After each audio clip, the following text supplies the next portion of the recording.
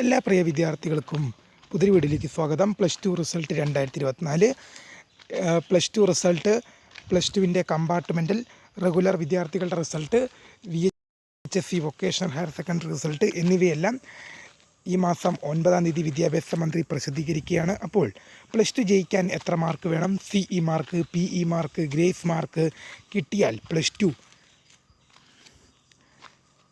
ജയിക്കുമോ, +2 ജയിക്കുമോ എന്നൊക്കെ എന്ത് ചെയ്യുന്നുണ്ട്, വിദ്യാർത്ഥികൾ ചോദിക്കുന്നുണ്ട്.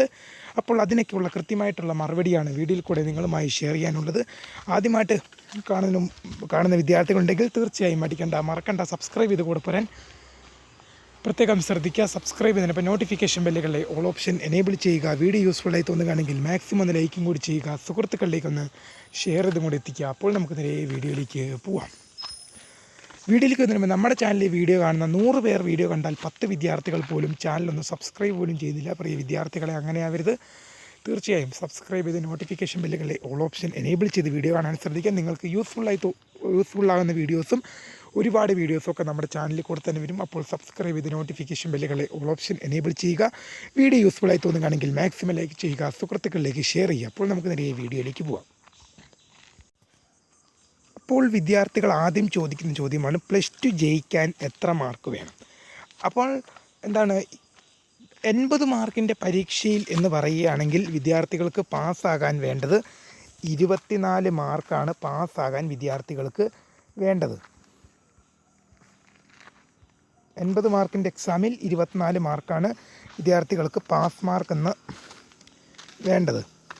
അപ്പോൾ ആ പരീക്ഷയ്ക്ക് വിദ്യാർത്ഥികൾക്ക് 20 മാർക്ക് എന്ത് ചെയ്യും, CE മാർക്കായിട്ട് ലഭിക്കും 80 മാർക്കിൻ്റെ പരീക്ഷയിൽ. അപ്പോൾ ആ CE മാർക്ക് 20 എന്ത് ചെയ്യുമോ, ജയിക്കാൻ സഹായിക്കുമോ? 100% പറയുകയാണ്, ഇല്ല. CE മാർക്ക് ഒരിക്കലും നിങ്ങളെ എന്ത് ചെയ്യില്ല, ജയിക്കാൻ ഹെൽപ്പ് ചെയ്യില്ല.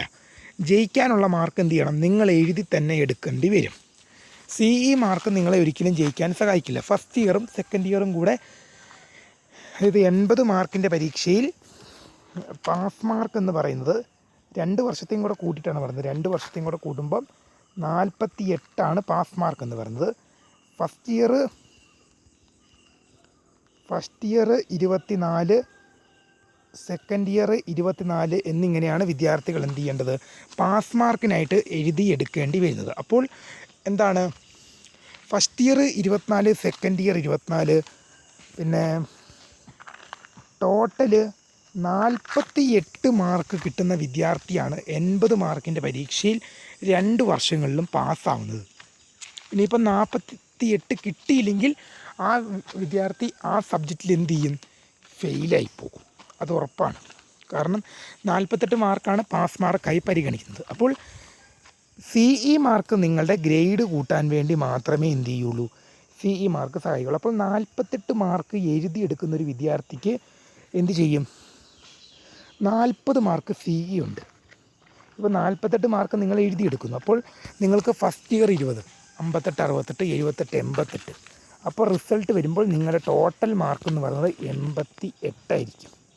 ടോട്ടൽ മാർക്ക് എന്ന് പറയുന്നത് 88 ആയിരിക്കും. അതെങ്ങനെ വരുന്നതെന്ന് ചോദിച്ചു കഴിഞ്ഞാൽ, 48 മാർക്ക് നിങ്ങൾ എന്ത് ചെയ്യുകയാണ്, എഴുതി വാങ്ങുകയാണ് 2 വർഷത്തെയും കൂടെ. CE mark first year 20, second year 20 ആയിട്ടാണ് ക്രമീകരിച്ചിരിക്കുന്നത്. അപ്പോൾ എന്ത് ചെയ്യും, ടോട്ടൽ 88 മാർക്ക് നിങ്ങൾക്കാവും. അപ്പോൾ നിങ്ങളുടെ ഗ്രേഡ് കൂട്ടുന്നത് എങ്ങനെയാണെന്ന് വെച്ച് കഴിഞ്ഞാൽ 200-ൽ നിങ്ങൾക്ക് എത്ര കിട്ടിയെന്നാണ്.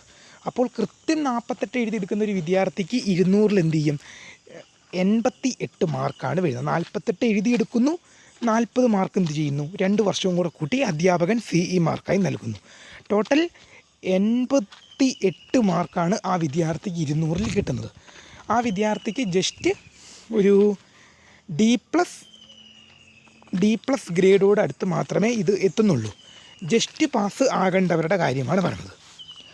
ജസ്റ്റ് ജയിച്ചു പോകാൻ ഇത്രയൊക്കെ കിട്ടിയാൽ മതിയാവും. അത് 48 എഴുതിയെടുത്താൽ എന്ത് ചെയ്യും, പാസ്സായി പോകുന്നതാണ്. ഇനി എന്താണ്, 60 മാർക്കിൻ്റെ എക്സാമിൽ പാസ് മാർക്ക് എന്ന് പറയുന്നത് 18ആണ്. 60 മാർക്കിൻ്റെ എക്സാമിൽ പാസ് മാർക്ക് എന്നത് 18ആണ്. അത് നിങ്ങൾ എന്ത് ചെയ്യണം, first year 18, second year 18, total 36 മാർക്കാണ് ആ വിദ്യാർത്ഥി എഴുതിയെടുക്കേണ്ടി വരുന്നത്. First year 18, second year 18, total 36 മാർക്കാണ് 2 വർഷവും കൂടി എഴുതിയെടുക്കേണ്ടത്. അപ്പോൾ ആ വിദ്യാർത്ഥികളുടെ റിസൾട്ട് എന്ത് ചെയ്യും?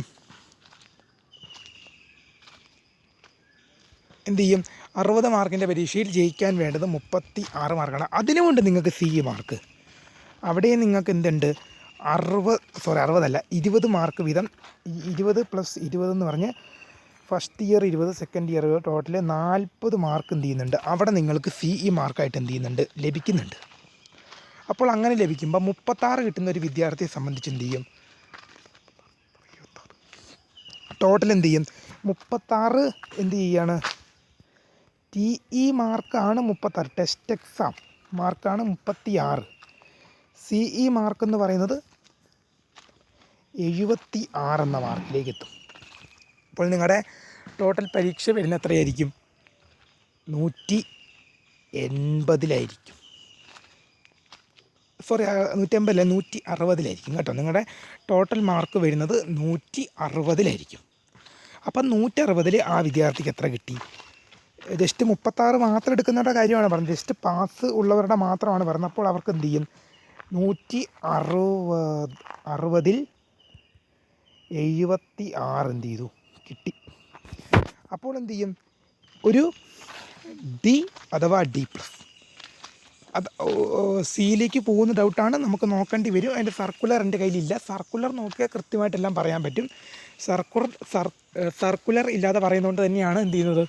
ഒരു ഏകദേശ കണക്ക് പറയുന്നത്. എന്നാലും D or D+, അതിനപ്പുറത്തേക്ക് പോകാൻ ചാൻസ് ഇല്ല 2 വർഷം കൂടെ കൂടുമ്പോൾ. അപ്പോൾ CE മാർക്ക് എന്ത് ചെയ്യില്ല? പാസ്സാകാൻ സഹായിക്കില്ല. ഇനി എന്ത് ചെയ്യുമോ? ഗ്രേസ് മാർക്ക് ജയിക്കാൻ സഹായിക്കുമോ?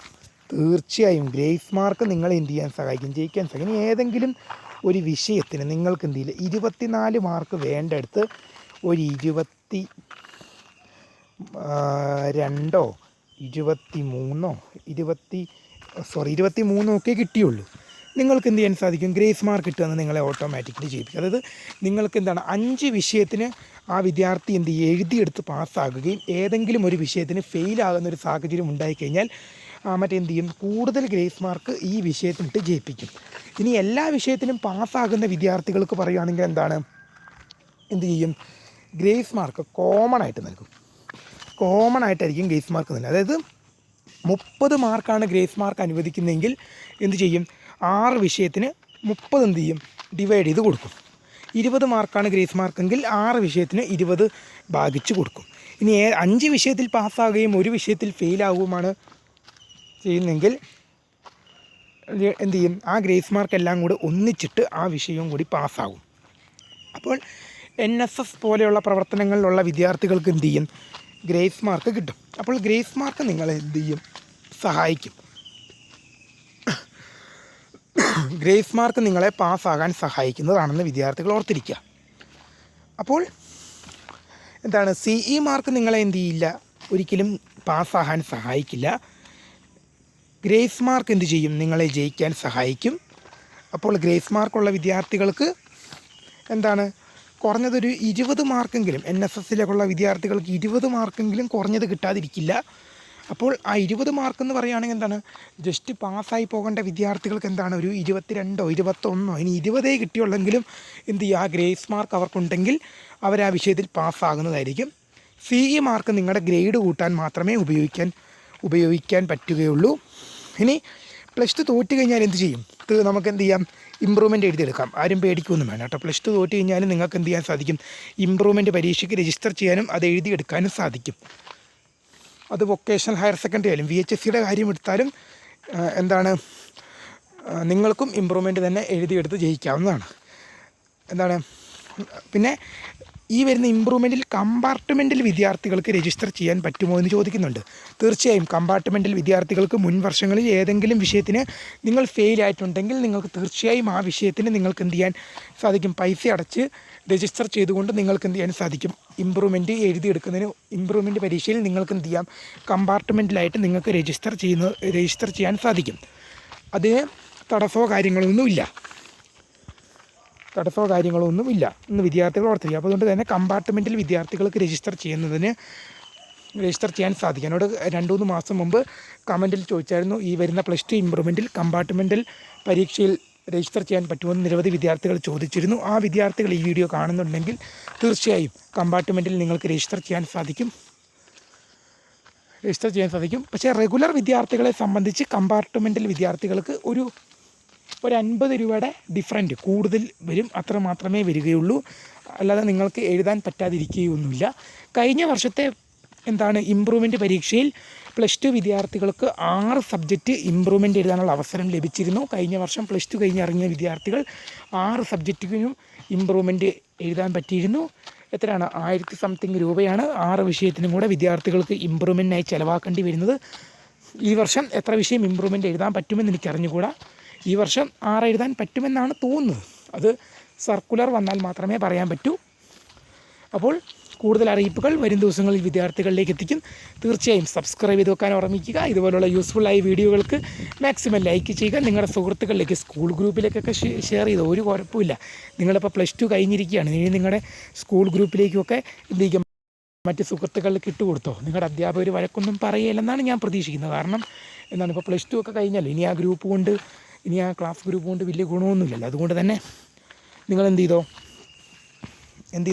ആ ഗ്രൂപ്പിലേക്ക് ഇട്ടാൽ ഒന്നും പറയലെന്നാണ് പ്രതീക്ഷ. പറയലായിരിക്കും. കാരണം ഞാൻ എൻ്റെ ക്ലാസ് ഗ്രൂപ്പിലേക്ക് ഇടാറുണ്ട്.